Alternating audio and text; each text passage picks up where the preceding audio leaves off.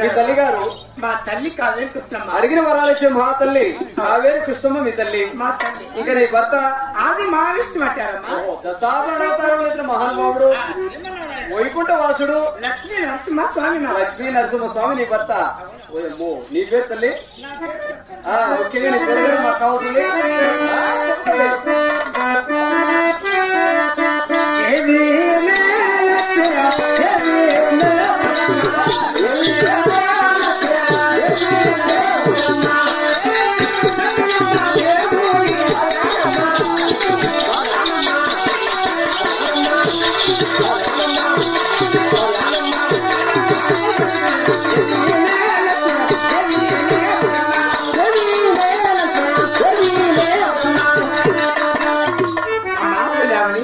నా భక్తులంతా ఏమంటారు? నన్ను రకరకాలుగా పిలుస్తారు. ఈ భూలోకంలో భక్తులందరూ కూడా నిన్ను పరిపరిమిదములుగా 10 నామదేవతలు పిలుస్తారు. 10 పేరు పెట్టుకుని వచ్చిన భూలోకానికి ఆది మహాలక్ష్మి కూడా పిలుస్తారు. ప్రస్తుతానికి ఓ పేరు ఆది మహాలక్ష్మి. చదువుకుని ఏమంటున్నారు? అలాగే చెప్తాలి.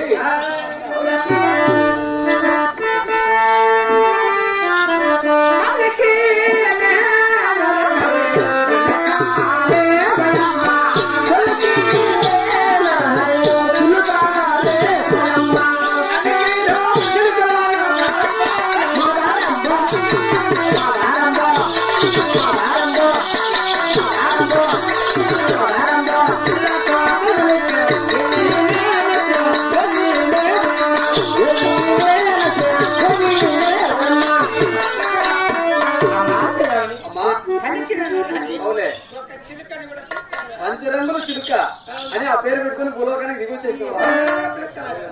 మన తదుపరి ఏమంటున్నారు? ఇంకా ఏమంటారు?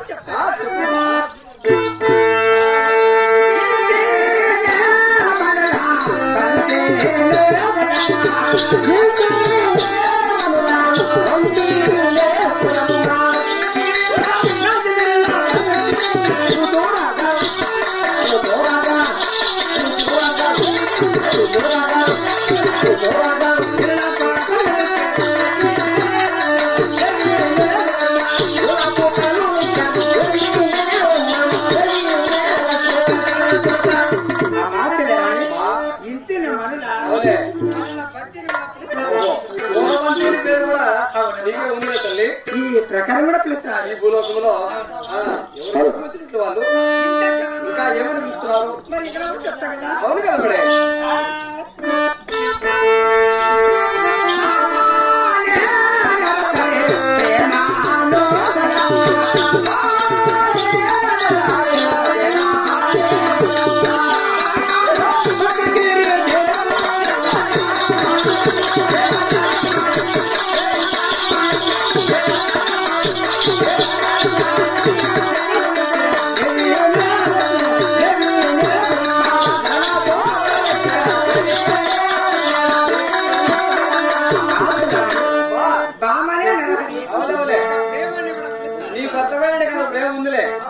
ఆయన వైకుంఠ వాసుడు కాబట్టి లక్ష్మీ నరసింహస్వామి నీ భర్త అయినప్పుడు నీ భర్త పైన నీకు చాలా ప్రేమ ఉంది తల్లి.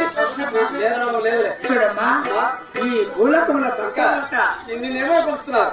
ధనలక్ష్మి. అవును కదా. ధనలక్ష్మి, సంపద లక్ష్మి, సంతాన లక్ష్మి.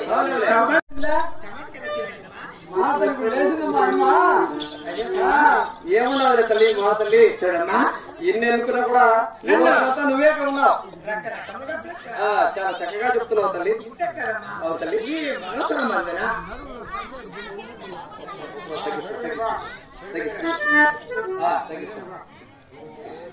తగ్గిస్తాను.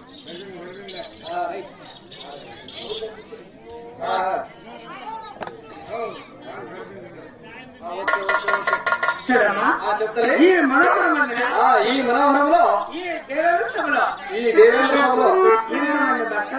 ఇంతమంది భక్తులు నిద్ర వచ్చేస్తుంది.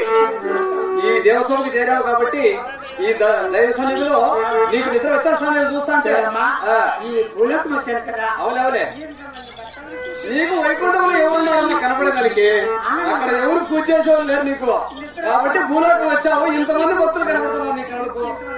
అవసరంతో నిద్ర వచ్చేస్తుంటాం. ఏదో ఏమో కానీ నాకు కొంచెం మైకంగా నిద్ర వచ్చినట్టు.